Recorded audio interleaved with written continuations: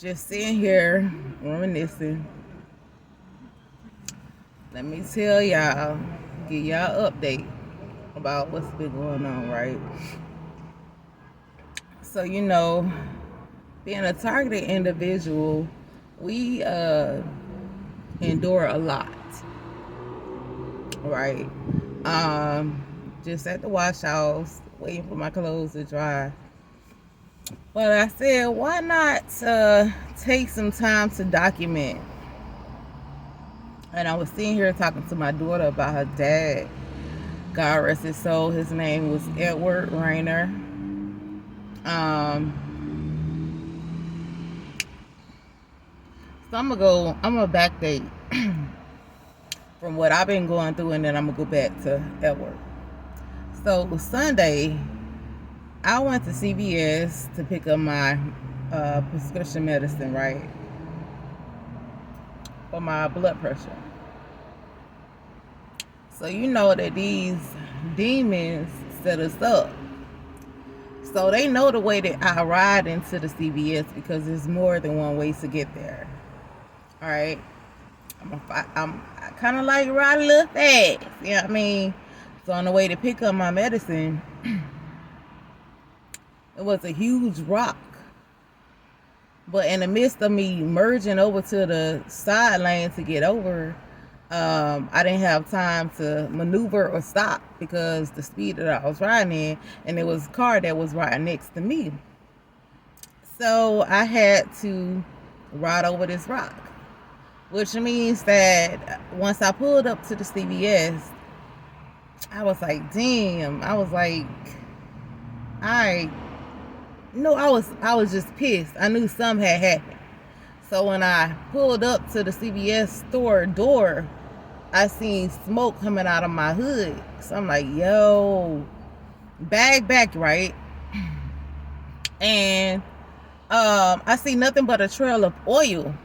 So this guy pulled up. He was just so happened to be a mechanic. God moved in different ways. He places his angels in your way for a reason. So they were like, ma'am, I'm going to advise you not to crank that car up, because if you crank that car back up, you're going to lock that motor. So make a long story short, I had to have my car towed to the house or whatever, right? Anyway, that was just another affliction. So I'm waiting now for somebody to come tow my car to the shop so I can get it fixed. So now I'm in a rental. We know this is not an easy walk because we choose God. Just like he chose us, I choose him back. He chose me, I choose him back. I understand that to follow him, like he said, in this world, it's not gonna be easy. It's not gonna be an easy walk. You're gonna have troubles, you're gonna have trials, you're gonna have tribulations, but hold fast, you know, trust and believe that I'm right there with you every step of the way. Just activate that faith and know that, be still, I got you. And that's all we gotta do. Even though it looks like the enemy tries to instill fear or make us feel like try to get us to bow or fall into their entrapments, like he give us wisdom and knowledge how to move, so we know what to do, when to move, what have you. Anyway, but I'm done with that. So back to my deceased husband. That is the last father of my kids.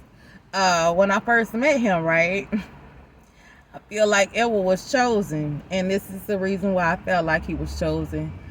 Because when I first met him, I met him on Counter Road in Decatur, Georgia. I was just getting over my ex, Marquise's, my middle sons that we had just broke up or whatever. And just so happened, I got off of work and I was taking care of a house full of people, my mom and my sister, which was pregnant, and my kids, and she had brought somebody else in the house. And I was taking care of everybody in his house off of my income. And my mom had another man that was staying there that was on disability. So that's how we was able to pay the bills between his disability check and me working. I was taking care of all of these people, right? And it was rough. It was tough for me because I was that one. I had to handle everything, okay? So, boom. Let me just tell you how I met my baby daddy. So, I go across the street. When I get up at work, I said, you know what? I open the freezer. I'm like, dang, we got chicken. But I'm like, you know what? I'm not finna cook, but I don't feel like cooking for everybody. So I went across the street. And I chose on this day to make some fried legs, okay, and bread. I was like, I just want me some chicken bread and some hot sauce. So I walked across the street on County Road, and I got me a beer. I remember getting me a 40. I remember getting some hot sauce, and I had my 4-year-old son with me at that time. So, you know, we walked across the street or whatever. And I came back. I'm walking back across the street, and he was in his big van, right? So he was like, "What's up, shawty?" And I'm like, "Not a damn thing." So he was like, "Come here." And I was like, "No, nigga, you want me? You come to me." You know what I'm saying? It was like, man, I'm over here in I got a whole jumpsuit on. I got a work suit on. He was like, I just got off work. He said, I'm finna go in here and cash this shit. So I'm like, you know what? The man do have on a work suit. He look like a man at work. You know, he look like he about his business. Let me go see what this man's talking about. So I'm like, okay, let me put my pride aside. You know, to go see what this man's talking about. I ain't got nothing else. I'm gonna go home, fry this chicken, eat my bread and my hot sauce, and go to work and get ready for the next day. Let me just go ahead and see what this man's talking about. So I go over there or whatever, and he's like, what you doing? And I'm like, what you mean? What am I doing? I'm gonna go back home. What are you talking about? He was like, that's your little boy? And I was like, yeah. I was like, I got another son at home. And he was like, oh yeah, whatever. I was like, yeah. So I was like, you want to ride back home? And I was like, I don't know about all that now. Like, I ain't even get your number. First of all, I was thinking about, like, I don't even want you to know what I said. Like, you know what I'm saying? Make a long story short, I ended up getting his number. And I gave him my number. We exchanged numbers. He called me in the midst of me frying my chicken. And he came over there, whatever. Because I was kind of like, what? I was like, where you stay? He was like, I live right down the street. So anyway, he ended up coming over there. Anyway, to make a long story short, this man became my husband. But let me go back a little bit further. The reason why I feel like my deceased husband, Edward, was chosen because when I met him, I felt like, you know, he was from Memphis, Tennessee. So, you know, they a little different out there anyway. They speak their mind. They just very authentic people. Most of them are. So, we would go to the grocery store, right? And he would park all the way in the back of the parking lot. And I'd be like, bruh, what are you doing? Like, why are you parking all the way back here? And he'll be like, no, man, because you got to watch people. You know, people might be watching you and stuff like that. Like, you know, you just got to, I park all the way in the back. Make sure don't nobody hit my car. Like, people be watching you and this. And I'm like, well, if people watching you, when you want to park to the front? So, anyway, I didn't understand him. You know, I'm in my younger. I'm still in my 20s. I'm still in my prime. So I'm still trying to figure out. I'm still in my late 20s because I chose to get my tubes tied with my daughter in my late 20s because I almost was tricked up out of here. Okay. So yeah, I was still in my late 20s, but I just didn't understand a whole lot of moves that he made. And I didn't understand why he would do the things that he did. And I used to be like, yo, this nigga's crazy. You would ride around, he had this big van where he had bullets all over the, like bullets laying all around the van or whatever. You know, and just be talking like, nah, man, cause, you know, when anything political, he was on it. Whenever somebody tried him, he was ready to go. And I ain't, you know, even back in those days, I was with it, but I was coming down after I caught that case with my mom and her husband, and I almost got locked up for aggravated assault and caught some real time. I started to think before I moved, you know.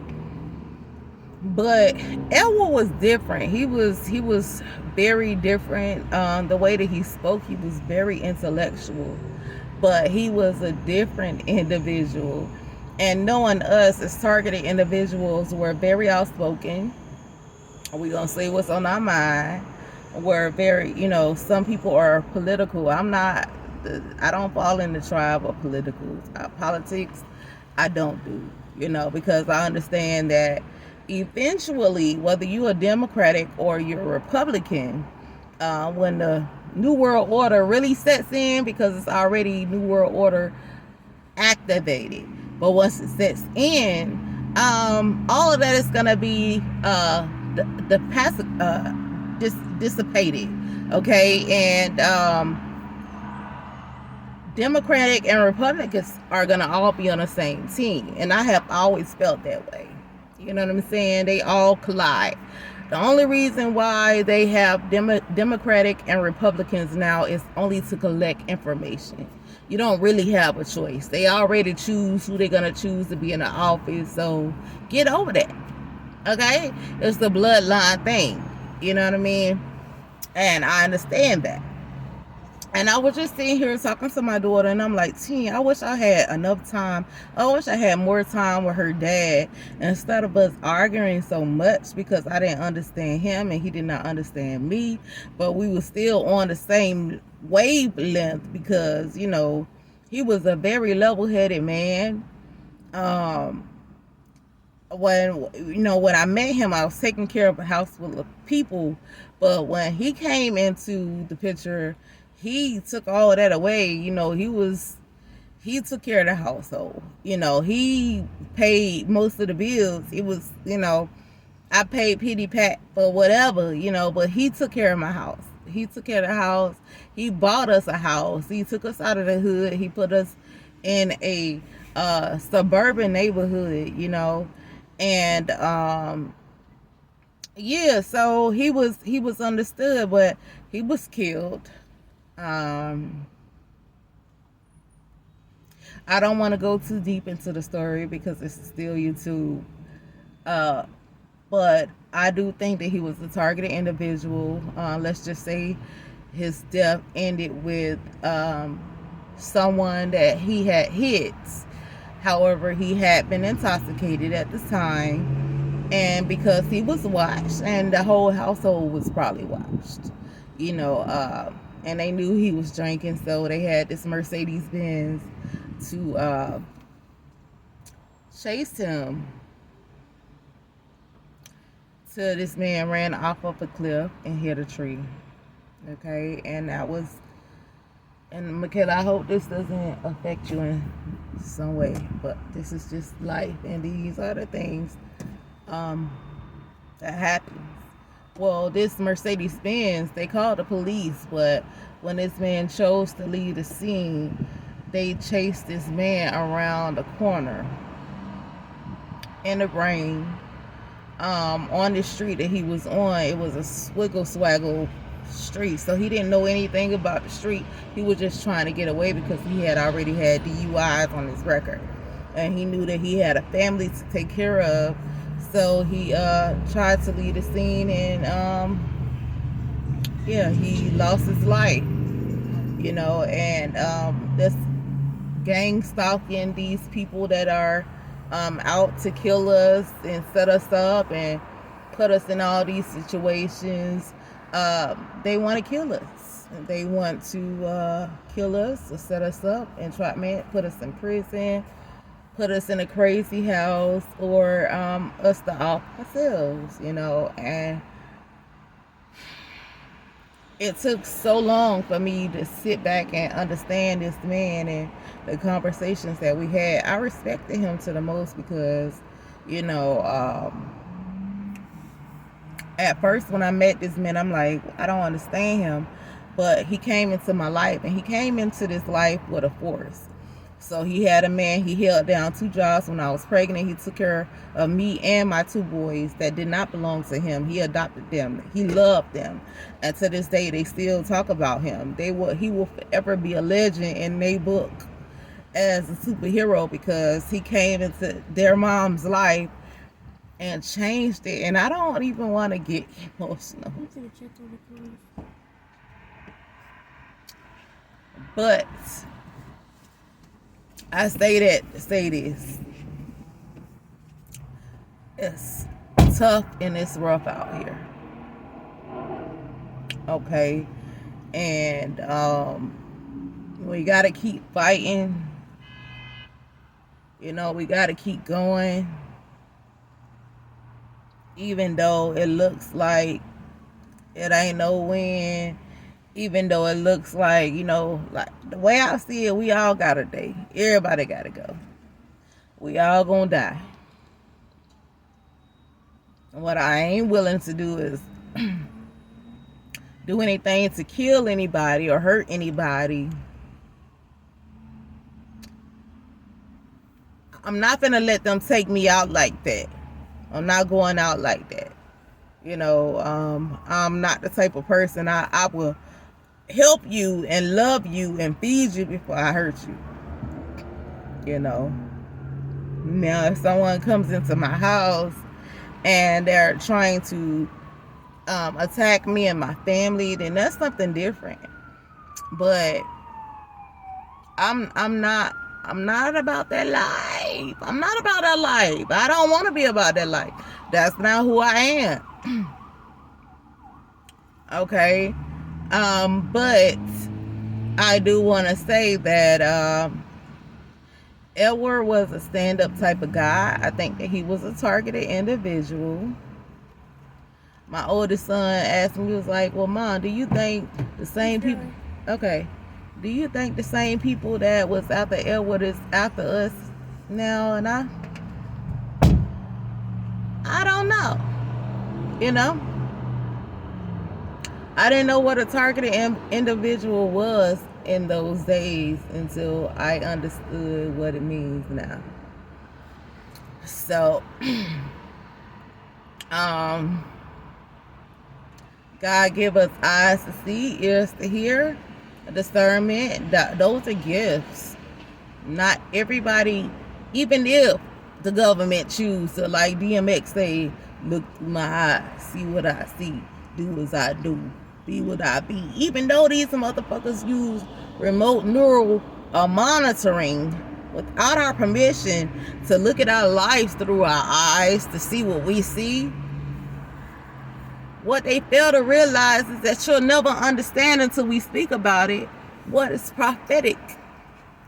So you can look through our eyes all you want.